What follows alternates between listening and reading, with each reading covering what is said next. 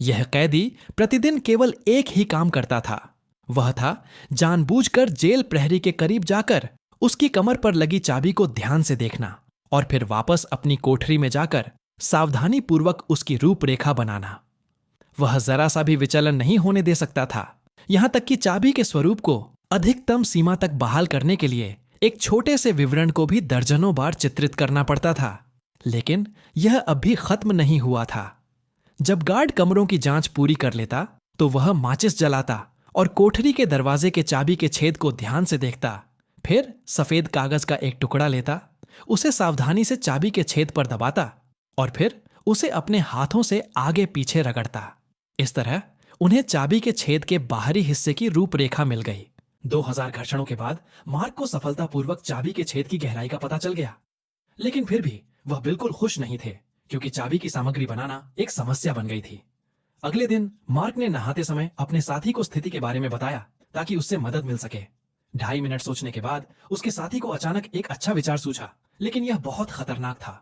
स्वतंत्रता के लिए मार्क केवल जोखिम ही उठा सकता था। इसलिए जब वह लकड़ी की दुकान में काम कर रहा था तो उसने गार्ड की असावधानी का फायदा उठाया और चुपके से कुछ ठोस लकड़ी की छड़ें ले ली। उन्हें दूर ले जाने के लिए एक थर्मस बोतल के तल में छिपाने की योजना बनाई। लेकिन हर बार जब वह काम से छुट्टी पाता था तो गार्ड को सभी की थर्मस बोतलों की जांच करनी पड़ती थी। पहले उन्हें सिंक के किनारे 2 बार पटकना पड़ता था और फिर उनमें रखी कॉफी को बाहर निकालना पड़ता था ताकि कोई भी कुछ छुपा न सके। जब मार्क की बारी आई तो गार्ड ने देखा कि वह थोड़ा ज्यादा घबराया हुआ था और जांच के दौरान स्पष्टतः उसका पूरा ध्यान रखा जा रहा था। उसने न केवल उसे कुछ बार खटखटाया बल्कि थर्मस बोतल को भी बिना किसी असामान्य आवाज के जोर से हिलाया। पता चला कि मार्क ने इस कदम के बारे में पहले ही सोच लिया था और उसने अंदर एक तौलिया ठूंस दिया था जिससे वह बच गया। अब जब सब कुछ तैयार हो गया तो उसने चाबी बनाना शुरू कर दिया। मार्क बहुत सावधान था, यहां तक कि स्टील की आरी द्वारा निकाले गए गड़गड़ाहट को भी उसने सैंड पेपर से चिकना कर दिया था और फिर उसने चाबी के हैंडल को गोंद से चिपका दिया और गोंद को जमने में तेजी लाने के लिए उसे लैंप शेड के नीचे रख दिया।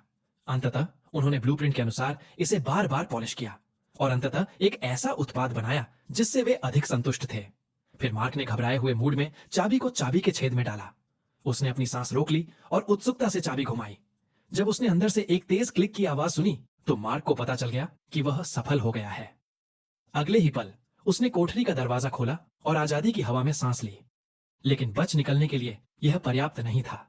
उसे सभी चाबियां यहीं बनानी थीं। इसलिए आने वाले दिनों में जब भी मार्क को मौका मिलता वह गार्ड की कमर पर लगी चाबियों को घूरता रहता और फिर उन्हें अपने मन में मजबूती से याद कर लेता। जेल के सभी कोठरियों के दरवाजे खोलने के लिए उसे दर्जनों ऐसी चाबियां बनानी पड़ी और हर बार चाबी बनाने के बाद उसे यह सुनिश्चित करने के लिए उसका परीक्षण करना पड़ा कि भागने की योजना अचूक है।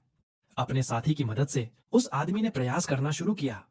वह हमेशा अपने साथ एक फाइल रखते थे ताकि मौके पर ही उसमें संशोधन किया जा सके।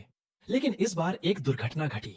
जैसे ही मार्क लॉक कोर को वापस घुमाने की कोशिश कर रहा था वह यह देखकर भयभीत हो गया कि चाबी अचानक किसी कारण से अटक गई थी और वह केवल थोड़ा सा बल प्रयोग कर रहा था। अप्रत्याशित रूप से चाबी 2 टुकड़ों में टूट गई। मार्क इतना डर गया कि उसकी पैंट में पेशाब हो गया और तभी ड्यूटी पर मौजूद उसके साथी ने उसे चेतावनी दी।